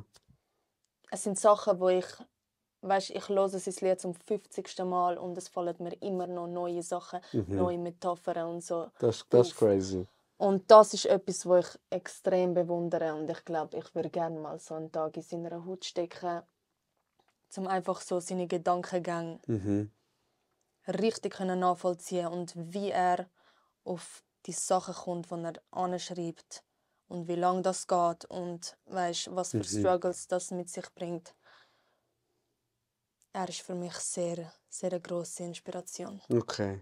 Ja, und auch einfach allgemein so das Tiefgründige ist einfach bei ihm, es zeichnet ihn extrem aus. Mega. Man merkt auch ein bisschen, dass so Sektion Zürich Fan von Kendrick ist, Ja, anhand von voll. den Songtexten, merkt, weil es eben so tiefgründig ist. Ja. Ich muss sagen, vielleicht mache ich mich mega unbeliebt bei dir, vielleicht stehst du jetzt auch auf. Ich mag Kendrick seine Texte, Max. Ja. Ich habe einfach ein bisschen Mühe mit seiner Stimme. So, ich fühle ihn, Okay. 2, 3 Lieder ist Ja. okay, das 4. Lied ist so, dann höre ich lieber einen J. Cole. Okay. Finde ich von der Stimme ein bisschen, zum Beispiel, ich sage ja, am Bushidos Erfolgsrezept ist zum grössten Teil seine Stimme. Weil er es authentisch überbringen kann. Es fallen Schüsse aus dem G-Waggon, obwohl eben, er ist einer, der mit Bullen zusammenarbeitet. Ja, Also, ja, weißt, ja, aber ja. weil er es überbringen kann, darum. No hate an Kendrick, er hat maximal krasse Lieder, aber seine Stimme macht mir ein bisschen Mühe. Hey, ich verstehe das sehr gut, aber das ist wie nicht, also das ist für jeden Mensch so und ich glaube, du kannst gar nicht dafür für das, weil es gibt ja auch einen Spruch, sozusagen, wenn du jemanden nicht schmecken kannst. Und das ist wirklich so. Ja, extrem. Also, es gibt Ja, schon Leute, die einfach so von der Genetik her nicht für dich bestimmt sind. Ja. Und du kannst sie wirklich nicht schmecken, wortwörtlich. Ja, also voll. es gibt Der- dir wie Kopfschmerzen der Körpergeruch oder von es gibt dir ihnen. etwas Unwohles. Und es kann gut sein, dass es bei dir ist mit seiner Stimme ein bisschen, weißt? Ja. Das sind Sachen, wo ich glaube, das ist dann wie nicht mehr. Es hat schon mit Geschmack auch zu tun, Voll, aber es ja. ist für mich vielleicht fast schon ein bisschen tiefer Ein als bisschen das. tiefer veranlagt. Ja. Voll. Wenn du 3 Platten könntest mitnehmen auf eine, also ich sage so nicht einsame Insel. Du kannst ab heute nur noch 3 Platten hören. Nur noch 3 Platten hören. Scheiße. Welche 3 Platten wären das? Boah. Ich glaube, es wäre sicher Good Kid, Mad City von Kendrick. Vielleicht sogar auch zu Pimp a Butterfly. Okay. Und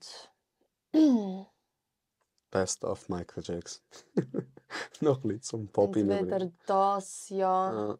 oder Pink Friday Von wem ist das? von der Nicki. Nicki Minaj. Okay. Ja. Hey, das ist etwas, wo, also sicher Number 1 ist To Pimp a Butterfly. Good Kid, Mad City. Sorry. Okay, Genau. okay. Good Kid, Mad City ist für mich einfach so. Aber ich bin auch Es ist zwischen verdammt diesen zwei. schwierig. Es Es ist gibt so verdammt viele gute schwierig, Lieder. wirklich. Es gibt so viele gute Das ist Lieder. Aber crazy. es gibt wie selten, dass ich sage, das ganze Album ist einfach so brutal. Ja. Ich kann jedes Lied hören, weißt du? Und beim Kendrick ist das wirklich so, jedes Lied ist einfach ein Banger. Ja. Okay. Ja, voll. Ist das von der Nicki, das Moment for Life, ist das auf dem Album? Nein. Okay. Nein, Pink Friday ist eigentlich mehr so. Es ist zum Teil ein bisschen mehr R&B richtig, aber ich glaube Truffle Butter, wenn es mich nicht täuscht, ist drauf und so Only und so Lieder. Okay, Aber das sind halt einfach, für mich sind das so, weil ich sie als Mensch einfach liebe. Aber es sind jetzt nicht so lyrisch gesehen so. Banger, ja, wie jetzt Kendrick-Niveau. Genau. So, wo du fühlst, wo du viben kannst. Das ist ja auch gut, eben. Weil Wenn das du 3 einfach für Platten mich hast, so kannst du nicht mehr meine Hirn. Jugend ausgemacht hat, Ja. einfach sie. Und ich war voll in meinem Film mit wow, und weißt, so vor dem Spiegel und ich habe mir vorgestellt, ich bin sie und so. Geil. Ich hatte eigentlich Bushido. Voll. Ja. Jetzt, sorry, ich habe dich unterbrochen. Hast du etwas Nein, gar nicht. Nein. Okay. Ich wollte fragen, jetzt abgesehen auf deine Musik, was ist das, was du mit deiner Musik willst, den Leuten näher bringen? Was sind vielleicht Messages oder was ist die Bewegung, die du wie möchtest mit deinen Songtexten? Ich will sicher, es klingt mega Standard, aber es hat für mich eigentlich eine grosse Bedeutung, so ein bisschen einfach Stärke, Vertrauen. Ich will den Leuten eigentlich übermitteln und ich versuche das auch allgemein mit meinen Stories und so ein bisschen auf Insta, dass sie sollen ganz fest auf ihr Mindset Acht geben. Und ich will den Leuten einfach zeigen, so hey, dein Leben läuft nur so gut, wie es dir im Kopf geht. Also wenn du ein gutes Mindset hast und wenn du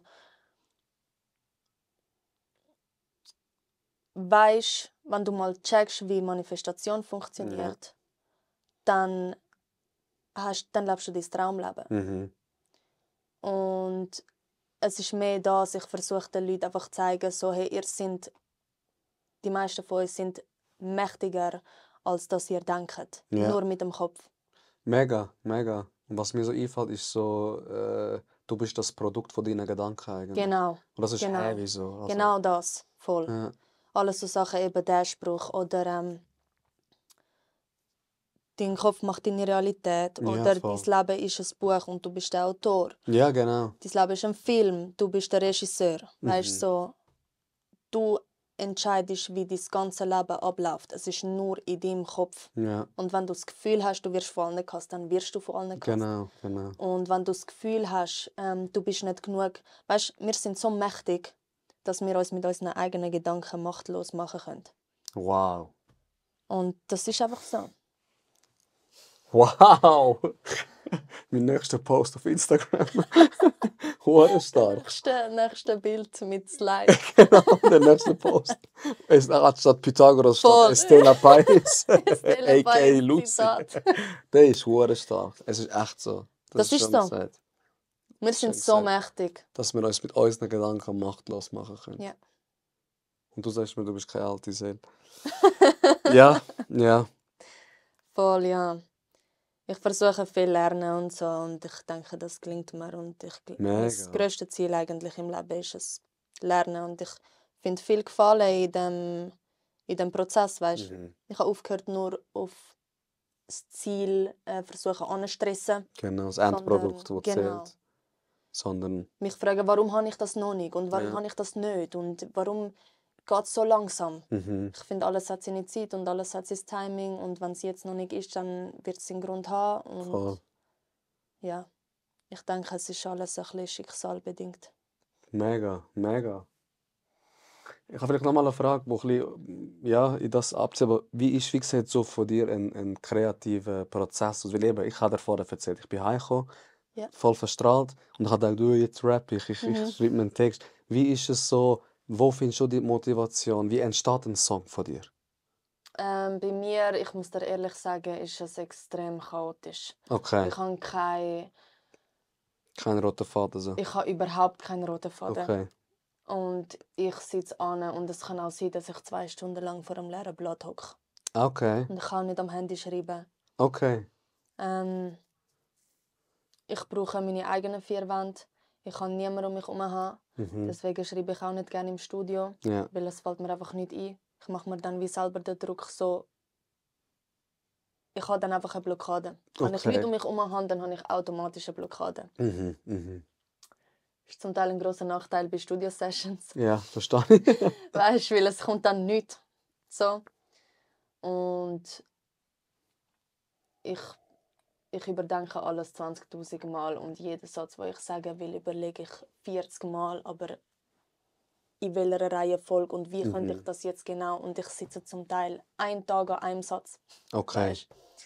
Es ist für mich alles noch ein bisschen, ich überlege sehr viel. Und Okay. ich habe immer noch ein bisschen Mühe, jetzt innerhalb von einer Stunde einen fetten Song anzubrettern.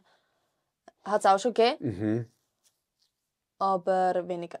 Also Okay. eigentlich brauche ich sehr viel Zeit. Aber es ist eher so ein, bin ich gerade in diesem Vibe, habe ich gerade die Gedanken, die ich brauche. Es ist eher so ein Zusammenspiel, also ich höre so, korrigiere mich, von vielen Faktoren.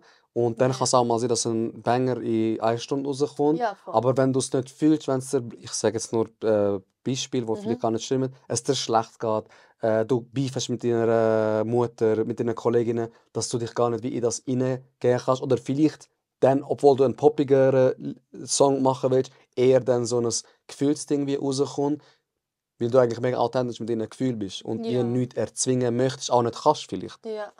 Ja, oder ich muss mich halt sehr dann mentalisieren. Ich muss richtig so die Aura annehmen von, weißt, was für einen Mut soll der Song überbringen. Und ich muss mich dann vielleicht zuerst mal schnell 15 Minuten richtig so in das hineinversetzen und in den Mut denken, weil ja, sonst geht es nicht.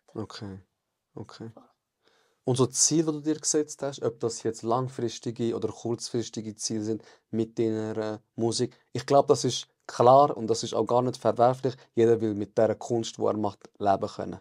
Es will jetzt keine Bentleys vor dem Haus stehen, aber wäre geil, sicher wäre geil, jeder hätte es gern. Ja, Also es muss nicht ein Bentley sein, aber das ist sicher ein Ziel, oder? Mit dem, was man macht, gerne können leben, so, dass du nicht mehr in der Gastro musst arbeiten oder wo du bist. ich will einfach erfolgreich sein in dem, was ich gerne mache. Okay. Und es ist schlussendlich egal, was du machst. Aber ich finde so, wenn du es machst, dann gib alles. Und dann... Mein Song «Legende» tut das eigentlich ziemlich gut beschreiben, wenn ich dazu stehe. Ich will einfach... Wenn ich mich schon für den Weg entschieden habe, was jetzt Musik ist, und ich weiß, dass ich das niemals bereuen werde, dann will ich aber auch als Legende gehen. Ja. Also dann will ich aus dem rausgehen und sagen, doch, in einem gewissen Punkt, jetzt lyrisch oder weiss Gott was, irgendein Punkt von meiner Musik ist einfach legendär und weißt so, Leute werden sich daran erinnern. Ja. Es ist wie, ich will etwas Zeitloses erschaffen, wo Leute auch noch in 20 Jahren vielleicht hören. Mega schönes Ziel. Ja. Mega schönes Ziel. Und einfach Leute bewegen. So das. Und vielleicht so ein Tipp, den du vielleicht könntest, so junge Leute, oder es muss auch nicht jung sein, aber vielleicht jung in diesem Business, sage ich mal, wo sich probieren wollen, irgendein Tipp oder irgend so ein, kann ein Zitat sein, kann jetzt ein Monolog sein, das ist gleich, wo du ihnen könntest wie so mit auf den Weg geben.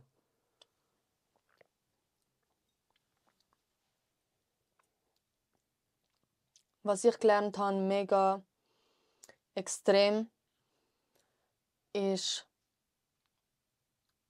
du musst kritikfähig sein. Ja. Also wirklich, lass dir nicht irgendwie, lass das nicht genug sein, wenn du einen Homie von dir fragst, der dich wahrscheinlich einfach nicht verletzen will. Voilà. Hey, ist das gut? Und der sagt dir, ja, geil, mach weiter so. Du tust dich dann wie automatisch unterbewusst an einen Standard gewöhnen, wo du nicht mehr viel Verbesserung anstrebst. Weißt? Und Wow, das ist ja, dann ist sehr super. gefährlich, weil du hast dann das Gefühl, du bist es schon, Ja. obwohl du extrem viel Verbesserungspotenzial hättest. Aber es steckt dir dann zu fest in den Kopf, Ja. dass du es schon so gut kannst, Genau. wie die Leute um dich herum dir das sagen. Bleib einfach am Boden, bleib kritikfähig. Und wenn dir jemand sagt, wo daraus kommt, das ist es nicht, dann ich kann es nicht mehr hören von den Leuten, die sagen, ja, aber ich fühle es. Ja. Es gibt schon Sachen, die Geschmackssache sind. 100%. Beats oder so, weißt, wo du sagst, okay, es ist vielleicht einfach nicht mein Style. Ja, genau. Aber wenn dir jemand sagt, ey Bro, das ist schlecht. Also so, mit dem kannst du gar nicht anfangen. Und ich könnte im Fall dich erschiessen, wenn du mir dann sagst, aber ich finde es geil. Das ist dann so für mich so, ja, aber dann sehe ich schon, woran du bist. Ja. Also, dann sehe ich nicht viel Hoffnung in dir. Das und sonst authentisch bleiben. Sich nicht einschüchtern lassen von irgendwelchen anderen Meinungen und Leuten, die dir sagen, aber nein, aber du bist nicht genug. Tu dich immer an erster Stelle. Lern Nein sagen. Mach keine unerwünschten Features, nur weil du nicht Nein sagen kannst. Danke, ja. Was noch? Ja, ich glaube so ein bisschen das. Und ja, ich glaube, das sind so die 2 grössten Punkte. Mega, ja. Also ist schon viel gesagt. Und ich glaube, das ist auch mega wichtig. Weißt, klar, frag deine Kollegen, es sind deine Kollegen, 100%. Aber wenn du nur deine Kollegen fragst, ist es mega so. Das ist wie, ich sage als Beispiel, ich mache Jiu-Jitsu, dann gehe ich zu meinem besten Kollegen und sage, ey, wie findest du mich? Schon klar sagt er gut, was soll er sagen? Bro, geil. du wirst besser, ja, das, aber frag mal die anderen, weißt? Frag mal mit denen, wo du trainierst und vielleicht sagen sie, Bro, das ist so gut, wie du. Weil das ist genau das, was du sagst. Der Satz bleibt dann in deinem Kopf und dann bist du der, also der Kollege hat schon gesagt, er ist gut, dass ich gut bin, also muss ich ja gut sein. Nein, er sagt das, weil er dein Kollege ist. Und Was dann soll er wirst du sagen? eben zu gemütlich. Ja, das ist das, was du sagst. Es tut eine Stimme in deinem Kopf hervorrufen, die dich einfach fehlleitet. Und das ist Wo nicht der richtig. sagt, geiles Sieg. Ja, Geilste Sieg. Genau. So, wo eigentlich ich bin's. Ich finde schon, du brauchst so Selbstvertrauen und Mega. du musst deinen Wert kennen, ja. Klar. Auch ein Support ist okay, sagt keiner Genau. etwas. Und ich würde, glaube ich, sogar auch behaupten, ich bin selber mein grösster Fan. Aber nicht auf eine Art. Weißt du, was ich meine? Ja, aber nicht auf so eine destruktive Art. Genau. Nicht, dass es dich hindert, nicht, dass es dich bequem macht, nicht, dass es deine Inspiration oder deinen Geist wie lahmlegt. Ich glaube, das ist es. Schon klar, also ich sage auch, für mich habe ich den coolsten Podcast in der Schweiz. Definitiv. Und das Sowieso, ist auch also, nicht überheblich, wenn man das nein. sagt. Weil Ich leihe die anderen ihr Ding und ihr Raum. Sie können auch sagen, ich habe den coolsten Podcast. Dann können wir sagen, ja, schauen wir die Zahlen. Alles gut, ja. Meinungssache, weißt du, Ansichtssache. Fix. Voll. Geschmäcker sind verschieden, aber ich glaube, das ist schön, wo du so gesagt hast, du musst wie dein eigener Fan sein und du musst überzeugt sein von dem, aber du darfst dich auch nicht von dieser Stimme wie ihre leiten lassen, Genau. dass du denkst, du bist der Größte und Genau. andere Meinungen zählen gar nicht. Genau. Du machst ja etwas für die Öffentlichkeit. Ja. Klar zählen andere Meinungen. Ja. Du mit der Musik, ich mit dem Podcast. Definitiv. Und einfach am Boden bleiben. Ich finde es schade und erschreckend, dass ich eigentlich viele Künstler sehe, zum Beispiel grosse Künstler, ein EAZ, keine Ahnung, wer die Leute, mit denen ich arbeite, Sektion, die so krass am Boden geblieben sind Extrem. und so, also weißt, Extrem. ihnen ist scheißegal, was du für einen Status hast oder keine Ahnung, sie behandeln jeden Menschen gleich. Ja.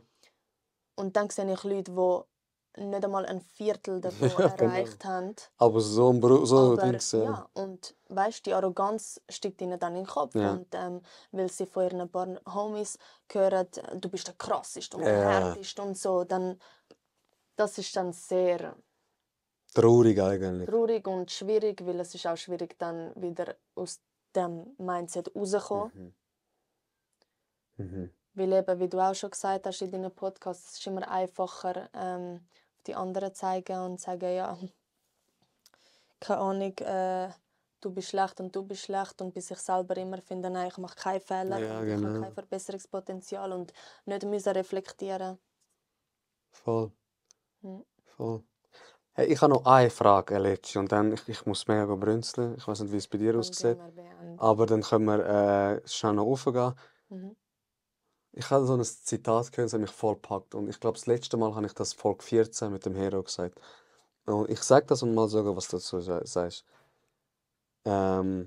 Schmerz führt zur Kunst und Kunst enthüllt die Wahrheit. Wenn ich das jetzt so sage und du das mit deiner Kunst, die du machst, mal wie so aufeinander tun willst, was ist das Erste, was dir in den Kopf schießt?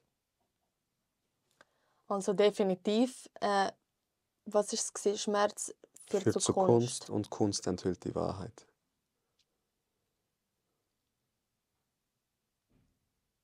Ich denke, ich fasse es jetzt mega so auf, dass Kunst ist eigentlich die Wahrheit über dich selber und über dein tiefste Ich. Mega. Und es definitiv führt Schmerz zur Kunst, Ja. weil ich denke auch, dass ich persönlich am meisten Inspiration habe, wenn ich schwierige Zeiten durchlebe. Ja. Und ich habe meinen absoluten Lieblingssong geschrieben in einer sehr depressiven Zeit von mir. Ja. Und ich denke, wenn du mit dem Schmerz, wo du durchlebst, Lieder schreibst und eigentlich das tiefste Ich aus dir rauskommt, wer du wirklich im Kern bist, dann ja, zeigt das, wer du im Herz bist. Mhm. Mhm. Und ich glaube, wenn du verletzt bist,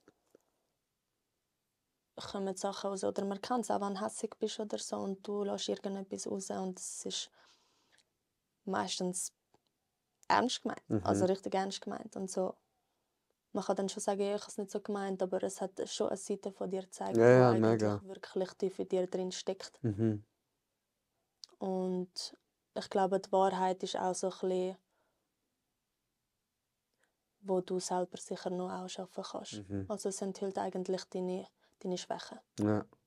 Also ich muss auch sagen, mein schönstes Bild, das ich gemalt habe, war auch zu einer depressiven Zeit gewesen. Das Bild, das den meisten Leuten gefällt, wenn ich also es ist immer wirklich, ich tue all meine 50 Bilder zeigen und dann sagen sie immer, das gefällt mir am besten. Ja. Und das ist eine Zeit von mir, die mega depressiv Ja. war. Und darum hänge ich so an dem Zitat. Ich finde, es beschreibt es eigentlich mega gut. Definitiv. Und ich finde eben, du wirst nur geprägt von den schweren Zeiten, weißt? Ja. Du schaust nicht zurück in deinem Leben und sagst, wow, diese gute Zeit, diese super Zeit von meinem Leben hat mich so geprägt.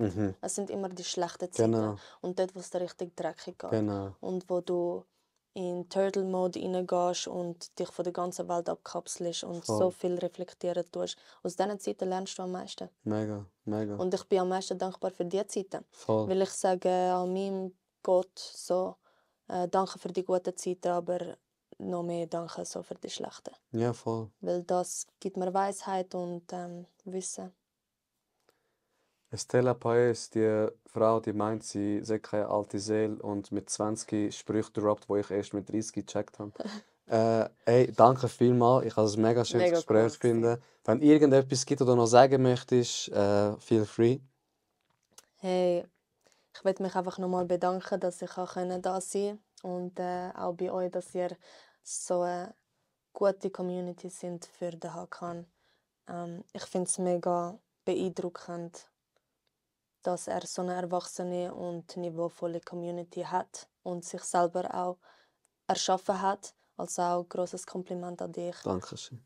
Und ich will euch sagen, der Hakan ist der geilste Sieg auf der ganzen Welt, wenn ihr das nicht schon wisst. Und ich glaube, jeder Gast kann von sich behaupten, dass er sich da mega wohl gefühlt hat. Und nochmal, für mich ist das der beste Podcast aus der Schweiz, weil es ist authentisch und es ist einfach real und ich lebe für das und ich will das unterstützen und ich will euch auffordern oder bitten, dass wir ihn unterstützen, wo es nur geht. Und ja, danke vielmals. Ich habe mega Freude gehabt, da zu sein. Dankeschön. Der beste Podcast von der Schweiz mit der besten Rapperin von der Schweiz. Danke fürs Zuhören. Wie immer lernen wir voneinander, lachen wir miteinander. Ciao zusammen. Kisses. Ey. Danke dir.